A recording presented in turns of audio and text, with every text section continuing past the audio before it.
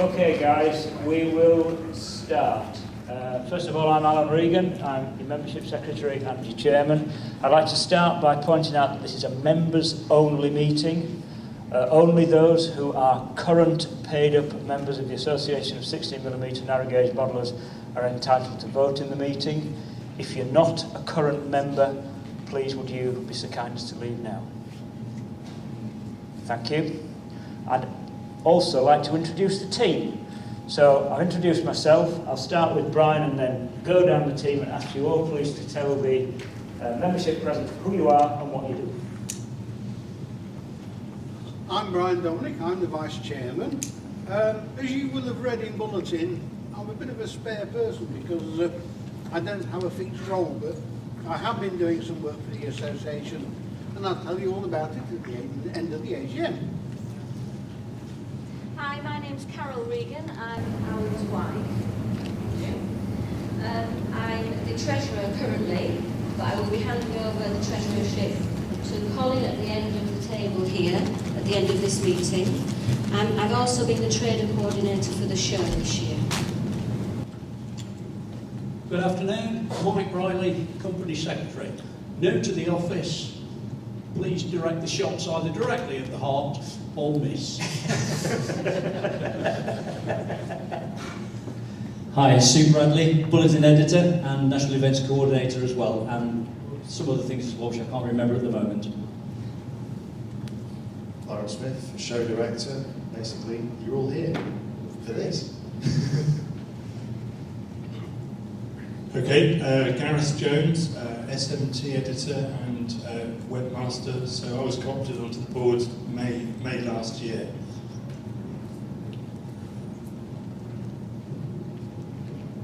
I'm Colin Slides and I'm sort of treasurer in waiting, and I'll be taking over from Carol over the next couple of months, and I look forward to serving you all. Thank you.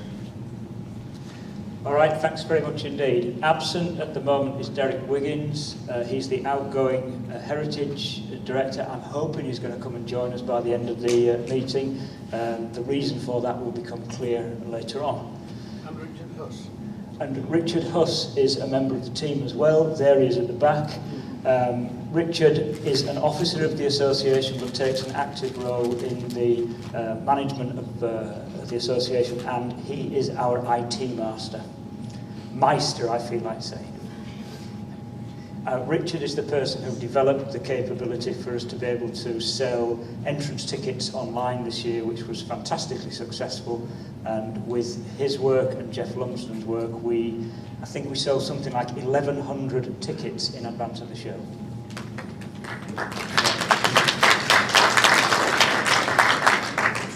Okay. All right. And he's also a very precise person, as you just realised. Right, the agenda is basically lifted straight from the annual report. Copies of the annual report are on the seats. Some of you have brought your own with you. The first thing I'm going to go on to is talking about the P&L.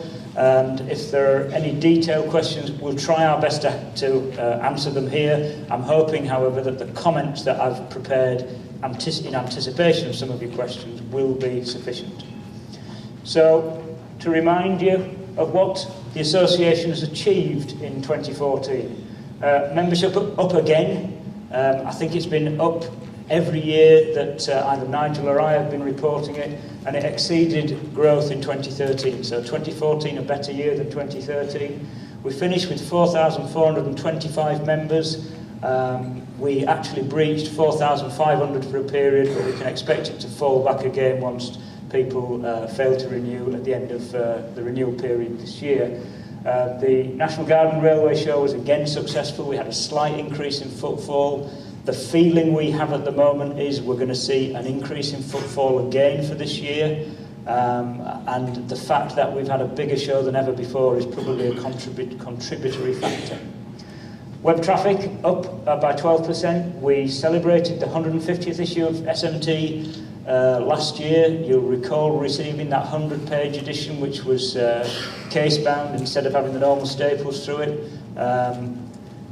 quite a significant achievement really for not just the editorial team but also the members who contributed to that issue.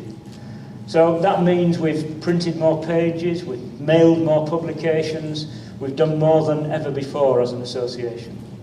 We've made greater use of electronic communication. You may recall this time last year we were talking about difficulties that we had with the existing constitution causing us to have to meet face to face when that was difficult, inconvenient, costly, etc., etc.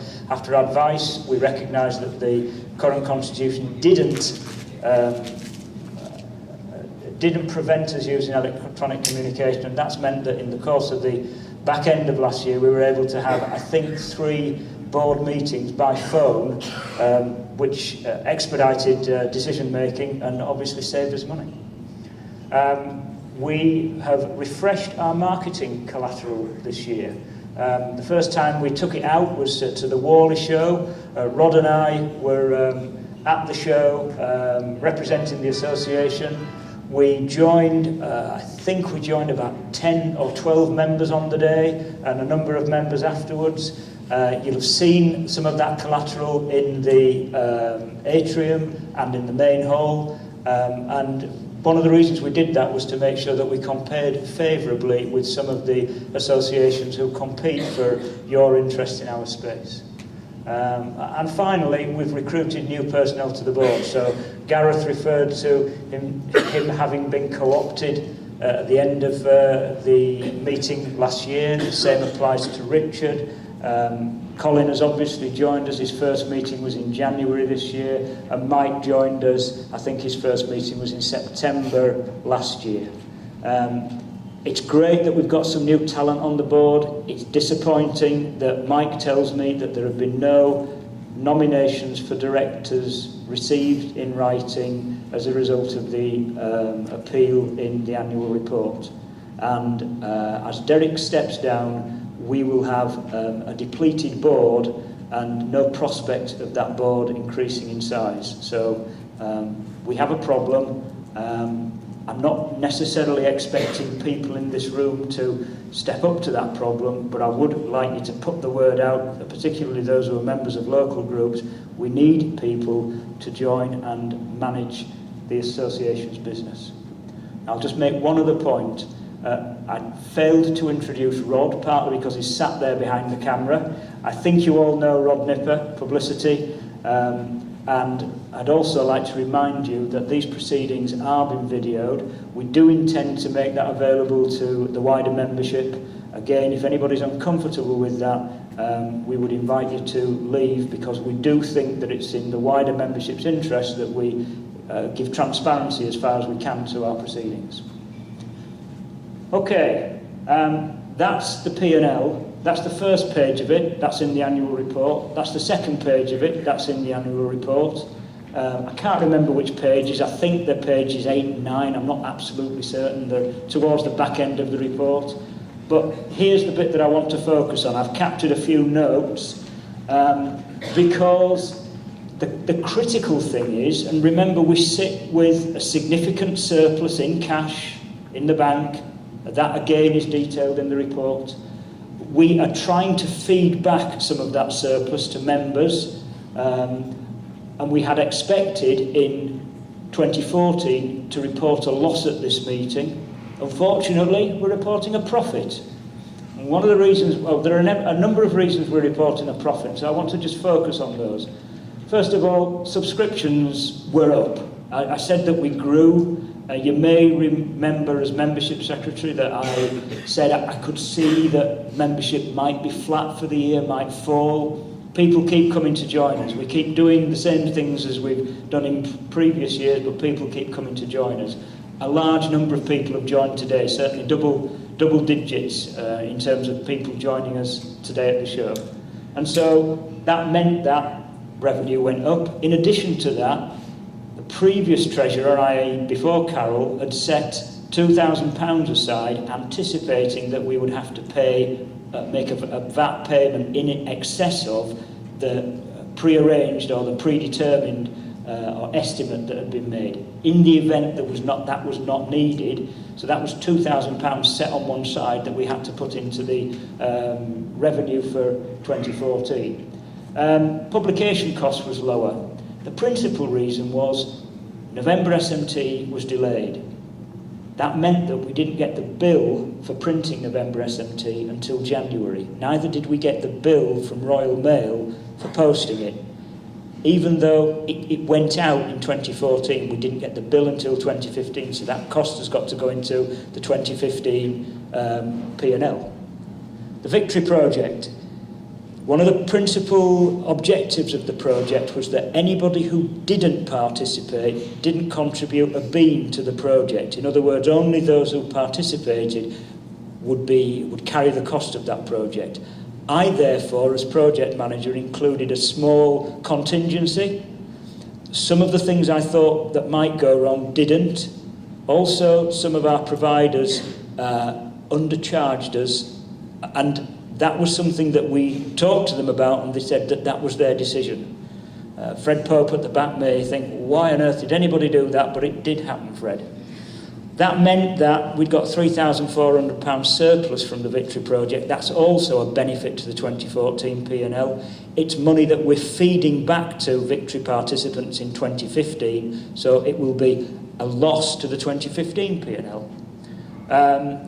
And finally, there was a net loss from the show, but that net loss from the show, unfortunately, was set against a whole load of things that were adding revenue to the P&L. So the bottom line is we would have made a loss had it not been for all of those things, but they didn't happen, or in the case of Victory, they did happen. In the case of the VAT payment, they did happen, and that's why an expected loss became an unexpected profit. This also means, and this is critical, and if I'm standing up here in a year's time talking to you, I will remind you of this. This means that we're going to carry a lot of cost into 2015 that wouldn't normally be there, or we're going to incur costs in 2015 that would not normally be there. So therefore I expect that we'll make a significant loss in 2015, but nevertheless one that still leaves us with a significant amount of cash in the bank. So I wouldn't want to set any hairs running that we might be short of money. We won't, but there will be a larger than usual loss in 2015. And if you don't remember what I say now, that's why I'll remind you.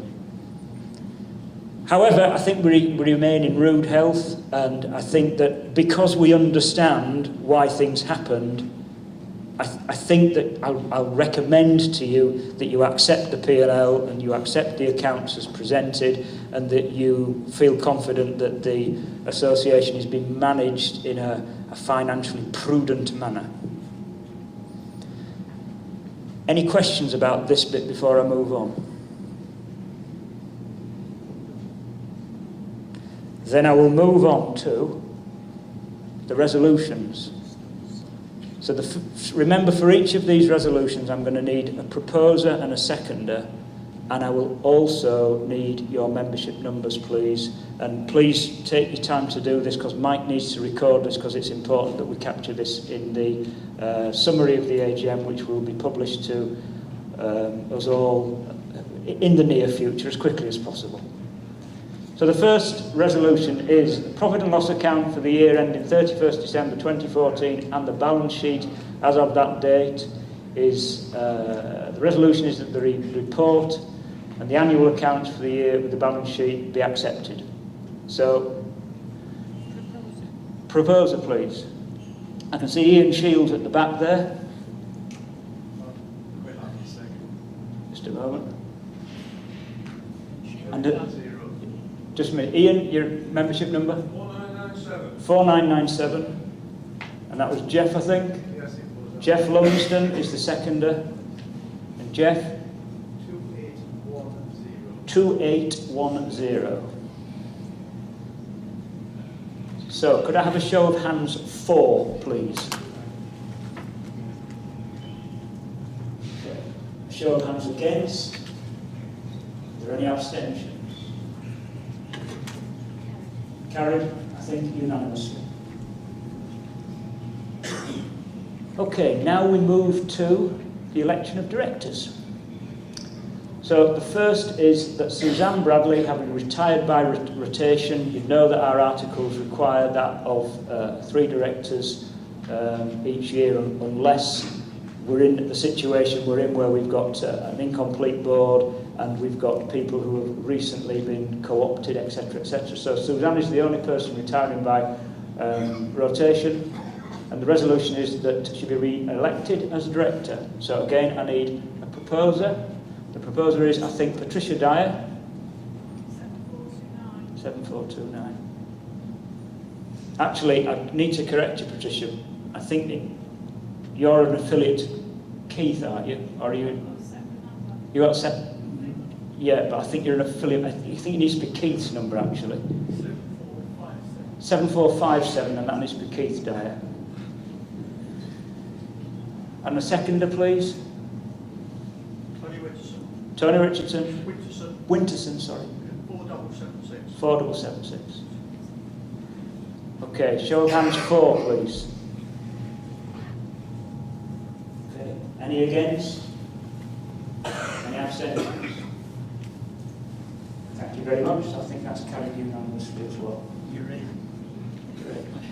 Right, Gareth, Mike and Colin all were co-opted to the board this year, which means they have to stand down at the AGM and seek re-election. So first of those is Gareth, who, as I explained a few moments ago, is SMT editor and also webmaster. So a proposer, please, that Gareth Jones be elected as a director.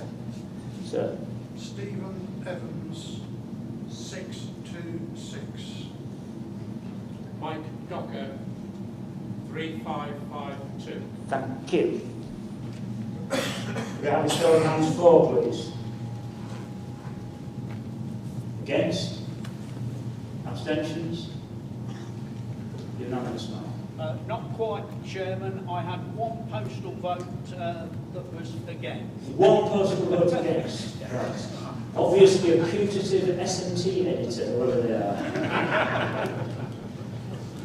Right. I think we might have this coming again in a moment. So the next person is Michael Riley, be elected as a director. He, as he said earlier, is serving presently as the company secretary. So a proposer, please. I think that is Mr. Rhodes, David Rhodes at the back. 1213. 1213. I'll second that. I'll then big. And Jeff Lumsden will second that as 2 ex-chairmen cahoots there. The ganger at the back. The ganger at the back.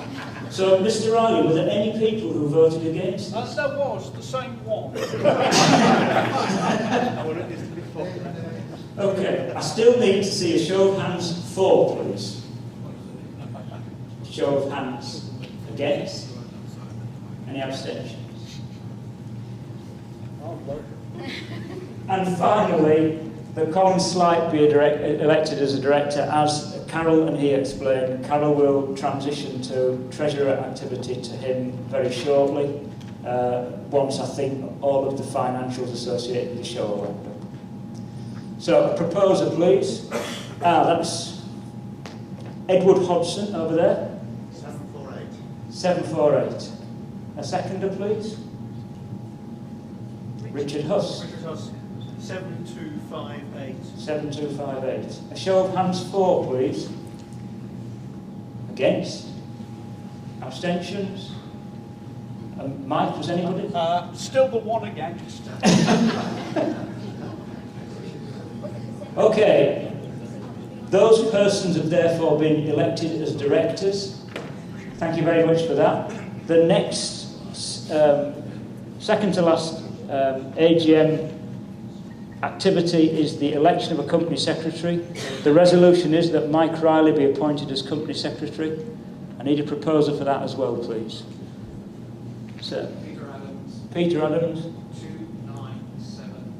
2978. 2978. Mike Docker again. Show of hands 4, please. And against. Any abstentions? No. And one against. Oh, one against. Was it the same one? Yeah. Wow. No names. And finally, the election of treasurer. Resolution being that Colin Slight be elected as treasurer. So again, I need a proposer, please. As before, I think we may end up with the same proposer as for the last one. And a seconder, please. Steve, 626. Steve again. You got what you need, Mike? Yeah. Show of hands for, please. Against? Abstentions? Right. One against. One against. Unbelievable. Right, so the resolutions are now dealt with. Which takes us on to appointments of directors by nomination. So we are short of directors. Our constitution therefore allows for nominations from the floor. Well, Derek's standing down, so we will end up with, as things stand today, directors this is. 1, 2, 3, 4, 5, 6, 7, 8. We're too short.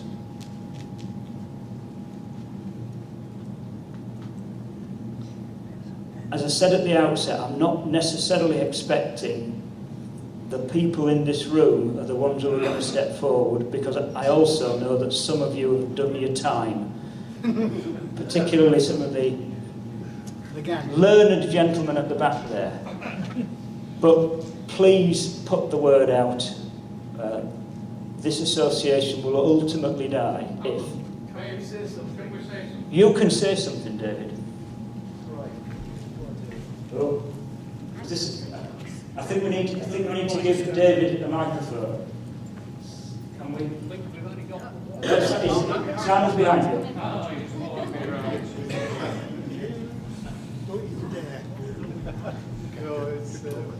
Thank you. They're all cringing at the back, wondering who I'm going to nominate. On a more serious note, I've been associated with the Society for a long time. I did 11 years on the board. We need volunteers. It's not arduous. It doesn't ruin your pocket. You get paid expenses, still love it. Correct. And you're putting something back into the association. If you don't want to approach any of these people to find out what it's all about, seek out one of us that's been on the board. Out of interest, how many members sat here have served on the board? 1, 2, 3, 4, 5, 6. And one behind you. Well, I do apologise. I'll come back on again, you see.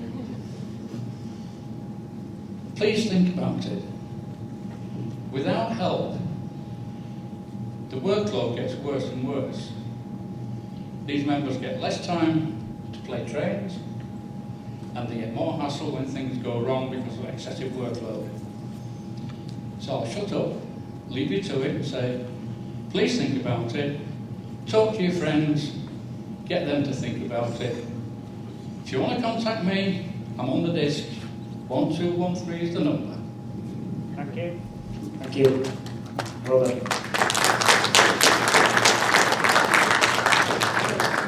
Right. I would like to join on with David on that. Because actually, since I was sitting in the back row here, we're all reasonably well known. Please get in touch. If you want to know what really goes on, by getting up at 5 o'clock in the morning to travel from Newcastle to King's Cross. But, seriously, the organisation cannot run with minimum numbers. The work needs to be done and needs to be shared by the maximum number of people possible.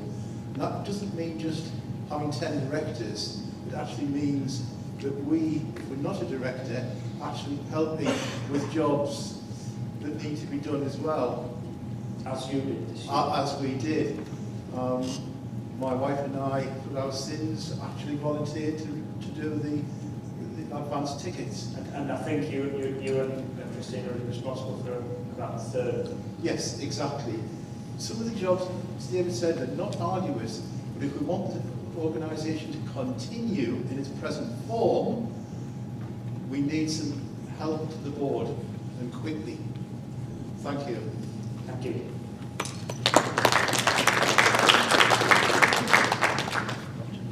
Okay, so the last two things are any other business. The last thing is any other business, and I've got two things I want to put on the list for any other business, and then I will open up the meeting to any contributions whatsoever from the floor. Now, I saw him hovering around outside. Is Derek Wiggins still out there? Yeah. Would you be kind enough to join us, please, Derek? We want to... Can we have a round of applause for Derek?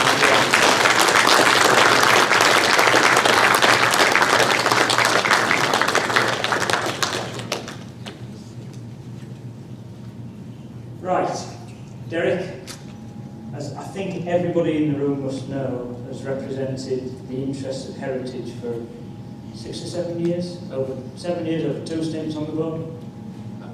One. And has decided that the time has come to hand the baton over to somebody else, i.e. another position on the board that falls vacant as he steps down. I think it's not putting it too strong to say you're loved by a section of the membership. I think it's also true to say that your activities have prevented certain heritage locos being converted to other things, and possibly ceasing to see the light of day. So your achievements for heritage are significant and will be long remembered. And with that in mind, with the complete support of the board, I'd like to present the Land Trophy to Derek for his efforts with heritage over the past 7 years.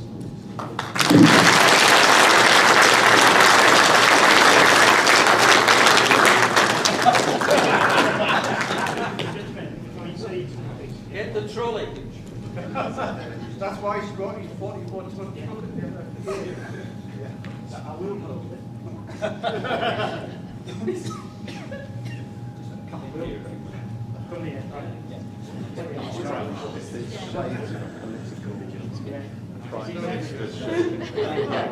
your time.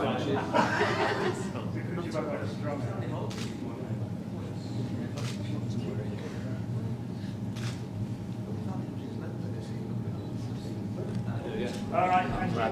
Right. Just one thing. The other thing it's customary for us to do for directors who have retired and have served us for a little while is a monetary award. The monetary award is not cash.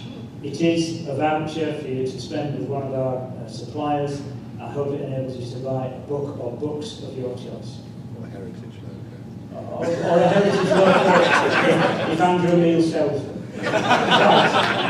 Thank you.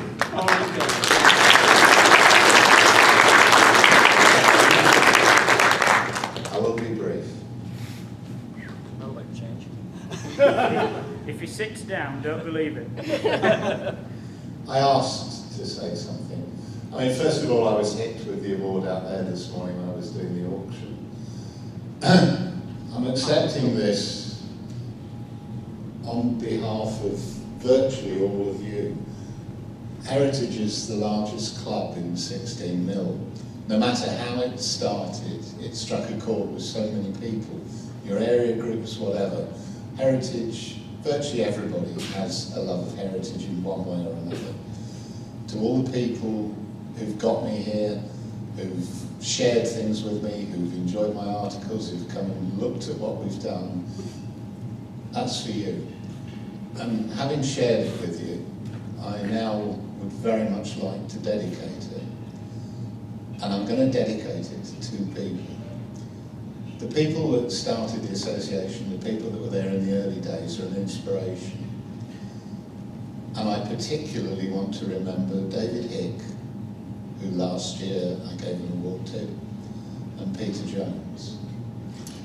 Both of them not here, but both of them left a huge imprint on this association.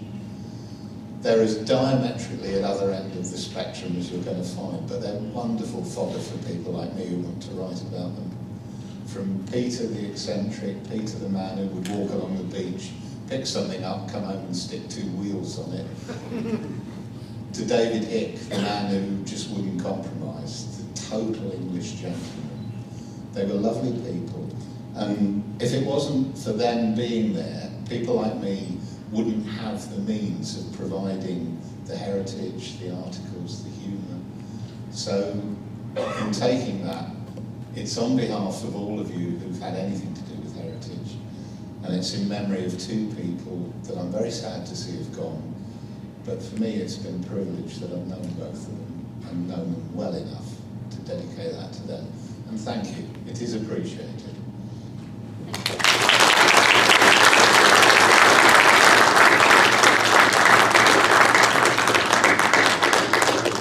Right, and the second recognition is for Nigel. Now, unless he's hiding in the audience, Nigel's not joined us, so I'll need to go and convey this to him afterwards. Nigel served on the board for at least 10 years. I think he was chairman for all the time that I've been on the board, which is 7 years now, and under his stewardship, because remember that the chairman needs to make sure that we've got an effective team, that the team pulls together. As I'm finding also, the chairman tends to be responsible for nothing that succeeds and everything that fails. And it's a tough job, and one that he shouldered manfully, along with family commitments and a lot of international travel. Some of you will remember that he spent a lot of the last 3 years of his chairmanship shuttling between the US, Europe and his home in Derby. Therefore, we have decided that for the first time, I think since this recognition was given to you, David, we're going to make Nigel an honorary member. I think it's absolutely appropriate. He doesn't know, and it's something that I will convey to him as soon as I can get to him after the meeting. So, in absentia, perhaps a round of applause for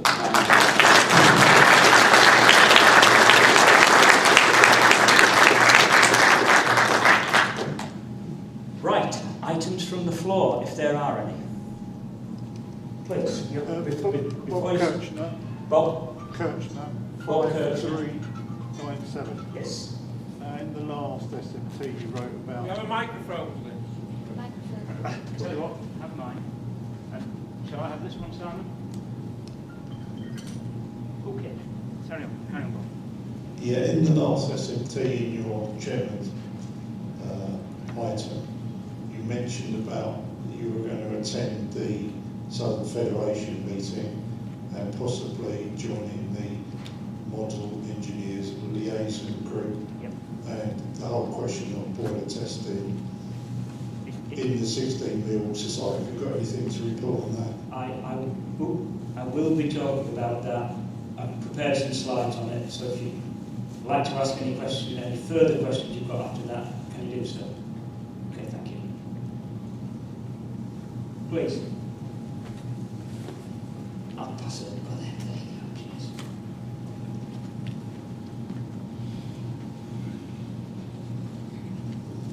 Clem Beavis. We know that a number of members are also members of full-size railways.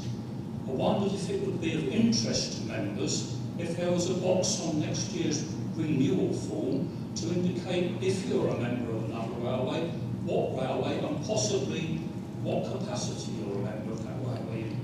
Okay. I'll take that one as membership secretary. I am also going to talk about the membership secretary role and things that are likely to have changed by this time next year. So let me address that when I talk to that topic. Thank you. Jeff Lumsden. I don't know which point this is appropriate. I've had a complaint. Yeah, I've had a complaint from my wife who some of you will know is hobbling around on 2 sticks at the moment. She complains there is not enough chairs to sit. Now, someone's probably going to tell me that this put out the same number as last year, but it didn't feel like it. And she said, please, could that be noted? Okay, well, tomorrow morning, we're almost all of us are staying over. We're going to have a lessons learned meeting tomorrow morning to capture points from the show. So Lawrence, I'm sure, has noted that. We'll be taking that with us. Thank you. And another one, please. The gentleman just behind you, sir. Mike Morris, membership number 76. Is there a possibility we could have our garden railway show a bit closer to the centre of the country? Well, I'd just like to point out, if you look at any map, you look at the motorway network, there's a nice big box around Birmingham, Coventry, that area. Somewhere near that box will be a fairer for people from all over the country. One of the topics that we're going to talk about before the meeting is closed is Brian's work associated with attempting to find a suitable alternative location for the 2018 show and beyond. So would you like to bring that up further at that time then, please, Mike? Any more then?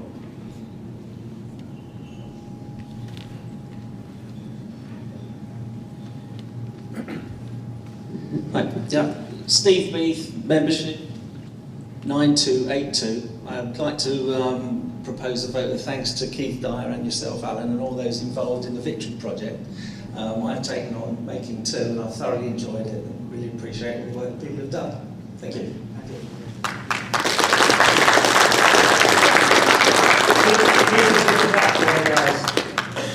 Wouldn't have been possible without Keith. It wouldn't have been possible without his wife Patricia as well. A round of applause for Keith and We'd like a round of applause for Keith and Patricia.